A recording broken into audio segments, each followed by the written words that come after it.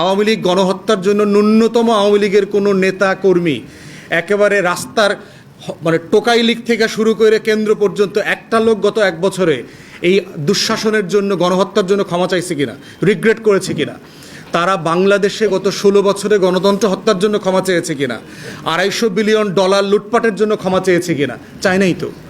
রাজনৈতিক দল কোনটা? রাজনৈতিক দল হচ্ছে সে দেশের জন্য কাজ করে, ভুল করলে ক্ষমা চায়, রিগ্রেট করে, জনগণের কাছে ফিরে আসে, জনগণের ম্যান্ডেট নেয়। আওয়ামী লীগ কি আসলে আমাদের রাজনৈতিক প্রতিপক্ষ?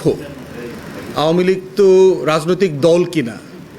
সে গত 16 বছর হেন কি কাজ করে নাই যে কারণে তাকে রাজনৈতিক দল আমাকে বলতে হবে?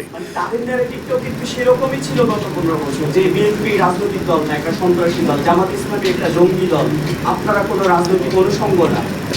বিএনপির বিরুদ্ধে কি গণ অভ্যুত্থান হয়েছিল? বিএনপির নেতারা খালেদা জিয়া কি পালায়া ভারতে চলে গেছিল? প্রশ্ন হচ্ছে যে আওয়ামী লীগ গণ অভ্যুত্থানের একটা পরাজিত দল। এই পরাজিত দলকে রাজনীতি করতে দেবার আকাঙ্ক্ষা তৈরি হওয়ার আগে তো দেখতে হবে সে আসলে রাজনৈতিক দলের মতো আচরণ করতেছে কিনা। গত 15ই আগস্টে দেখবেন হাসিনা তারা এখনও প্রধানমন্ত্রী দাবি করছে, যেখানে নির্বাচন হয় নাই, নির্বাচন ছাড়া দিল্লির ম্যান্ডেট নিয়ে এসে বসছে, পালায়াও দিল্লিতে চলে গেছে। সে এখনও দিনে রাতে বাংলাদেশের বিরুদ্ধে ষড়যন্ত্র করছে। আপনারা দেখেছেন কদিন আগে কলকাতায় অফিস খুলছে, দিল্লিতে অফিস খুলছে, এস আলমের সাথে গোপন বৈঠক করেছে। হাসিনা 4,000 কোটি টাকা চাইছে এস আলমের কাছে, 2,500 কোটি টাকা অলরেডি দিয়ে দিচ্ছে। আজকে এই যে মঞ্চ 71 যে সকল উস্কানি উৎপাত তৈরি করতেছে, এই টাকাগুলো কোথার থেকে আসতেছে? গুলিস্তানে ঝটিকা মিছিল, এইখানে সেখানে ঝটিকা মিছিল আওয়ামী লীগের, সেগুলো কোত্থেকে আসতেছে?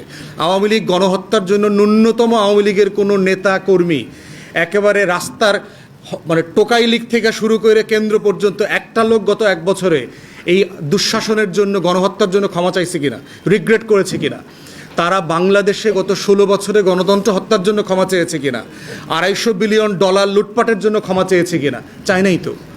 রাজনৈতিক দল কোনটা? রাজনৈতিক দল হচ্ছে সে দেশের জন্য কাজ করে, ভুল করলে ক্ষমা চায়, রিগ্রেট করে, জনগণের কাছে ফিরে আসে, জনগণের ম্যান্ডেট নেয়।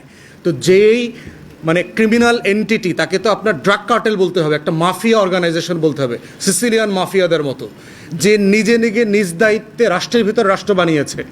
অতএব তাকে রাজনৈতিক দল আকারে বিবেচনা করাটা হচ্ছে রাষ্ট্রবিজ্ঞানের সকল সংজ্ঞাকে, ইতিহাসের সকল ধারাবাহিকতাকে অস্বীকার করার মতো করে আর কি।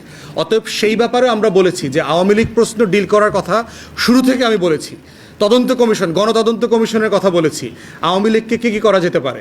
এখন এটা বিচারের অধীনে আছে, আন্তর্জাতিক অপরাধ ট্রাইব্যুনালে এটা দলের বিচার করা যাবে বলে ওখানে এখতিয়ার দেওয়া আছে।